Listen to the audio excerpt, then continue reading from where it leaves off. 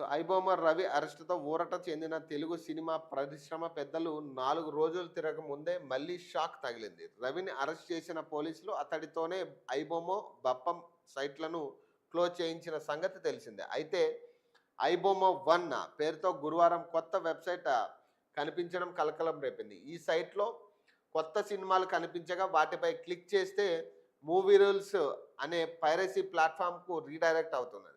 IBomma global networking team ఈ piracy వెబ్‌సైట్‌లు నిర్వహిస్తుందా లేక కొత్త వారు తయారు చేశారా అన్నది తేలడం లేదు. ఈ నేపథ్యంలో మూవీ రూల్స్,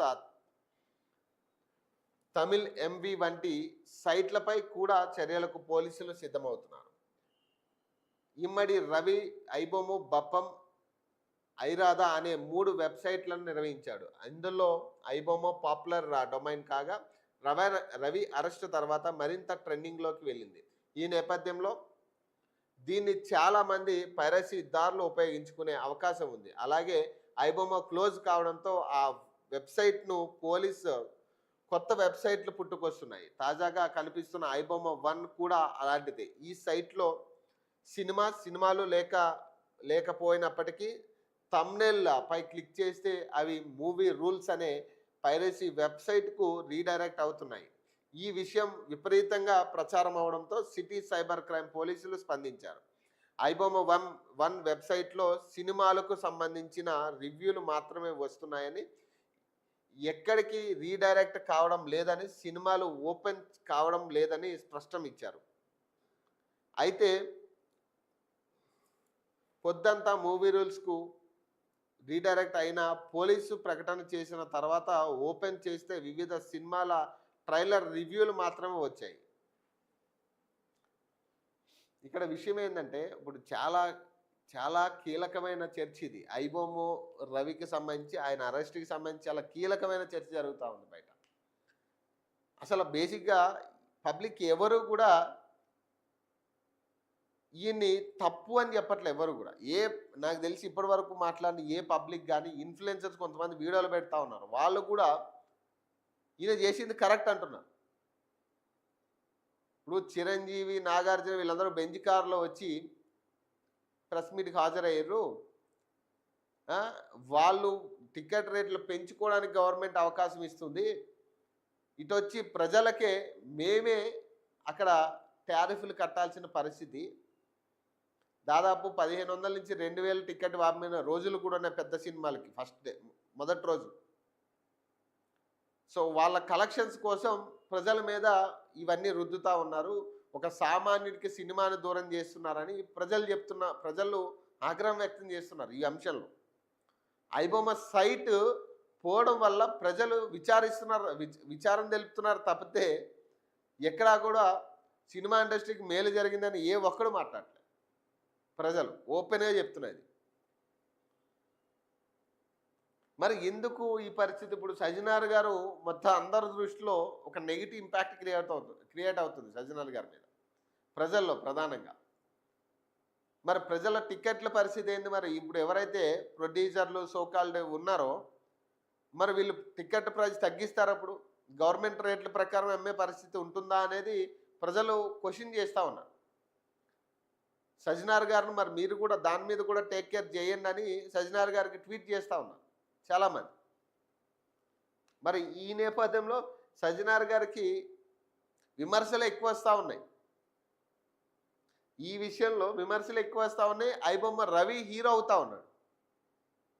వాళ్ళెవరో ప్రొడ్యూస్ చేసి డైరెక్ట్ చేసి ఇదే సినిమాని ఇది 'ఐబొమ్మ' రవి కథని సినిమాగా తీస్తారంట వాళ్ళు.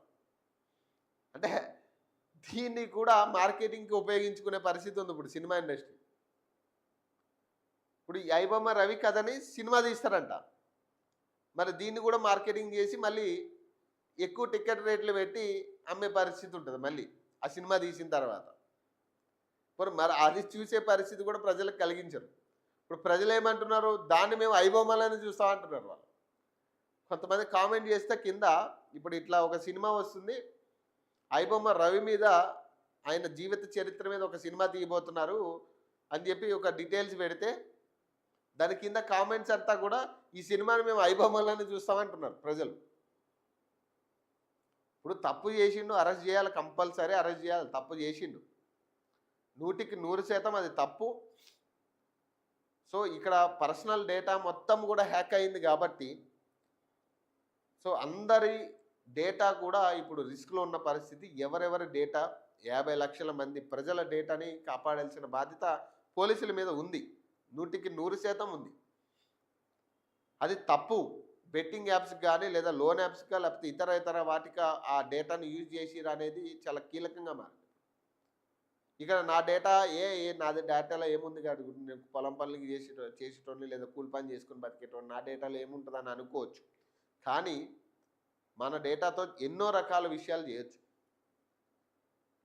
చాలా సైట్స్ రన్ చేయొచ్చు మన డేటాతో. బెట్టింగ్ యాప్స్ లాంటి సైట్స్ చాలా చేయొచ్చు.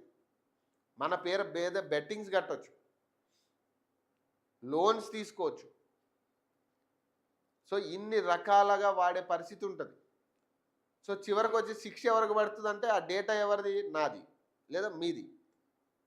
సో ఎవరికైనా అట్లా శిక్ష పడే ఛాన్స్ ఉంటుంది. సో నాకేం కాదు అనుకోవడం తప్పు. ఖచ్చితంగా డేటా హ్యాక్ అయిందంటే చాలా పర్సనల్ ఇన్ఫర్మేషన్స్ వాళ్ళ దగ్గర ఉంటాయి, ఫోటోలతో సహా.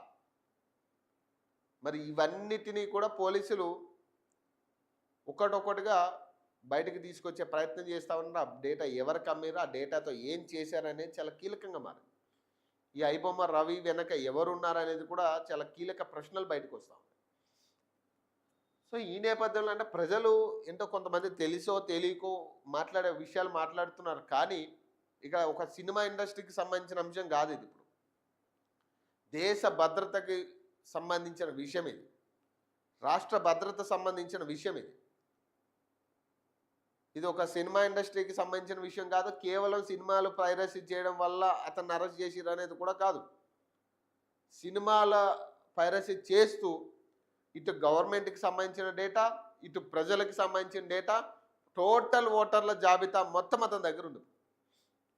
ప్రధానంగా అరెస్ట్ చేయడానికి రీజన్స్ ఇవి, బలమైన కారణాలు ఇవి. కేవలం సినిమా పైరసీకి సంబంధించి అయితే అతన్ని అరెస్ట్ చేయడం కాదు. మరి ఈ డేటా మొత్తం ఎందుకు అమ్మాల్సి వచ్చింది? మన భారతదేశ భద్రతకు సంబంధించిన డేటా ఇది. ఇదే డేటా పాకిస్తాన్ వాడి చేతిలో పడితే, ఇదే గవర్నమెంట్ డేటా పాకిస్తాన్ వాడి చేతిలో పడితే, సో ఇది కీలకం. ఇప్పుడు రవి విషయంలో అతని సినిమాలు ప్రజలకు చూపించాలనే ఉద్దేశంతోనో లేకపోతే అతను చూడాలనే ఉద్దేశంతోనో అతని మైండ్ సెట్ పరిస్థితి ఎట్లా ఉందనేది తెలీదు. కానీ ఈ సినిమాలు ఒకటే ఇక్కడ బలమైన కారణాలు కాదు. దేశ భద్రతకు సంబంధించి భంగం కలిగించే విషయం, అలాగే మన పర్సనల్ డేటా మనకు తెలియకుండానే అతను దొంగిలించాడు. ఈవెన్ మన బ్యాంక్ డీటెయిల్స్తో సహా ప్రతిదీ కూడా అతని చేతిలో ఉంది. ఇప్పుడు అతను ఎవరికి అప్పగించాడు అనేది చాలా కీలకం.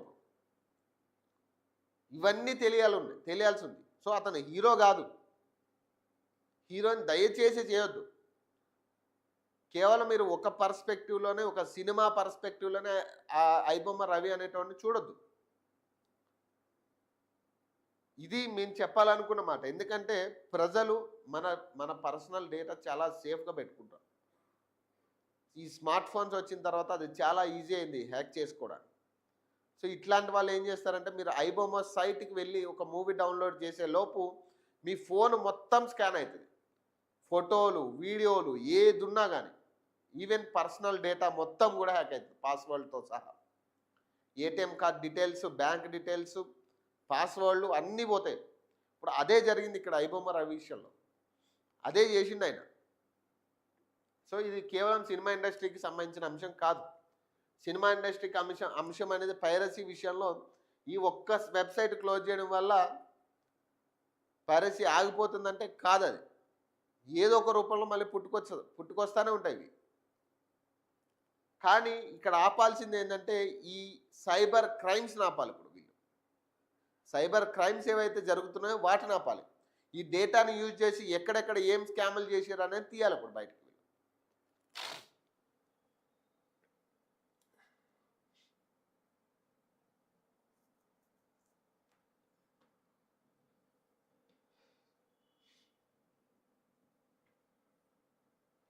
సో ఐబొమ్మ కేసులో ముగిసిన రవి ఫస్ట్ డే కస్టడీ అండి. ఐబొమ్మ కేసులో ప్రధాన సూత్రధారి ఇమ్మాడి రవిని హైదరాబాద్ సైబర్ క్రైమ్ పోలీసులు గురువారం ఉదయం చెంచల్గూడ జైల్లో నుంచి కస్టడీకి తీసుకొని విచారించారు.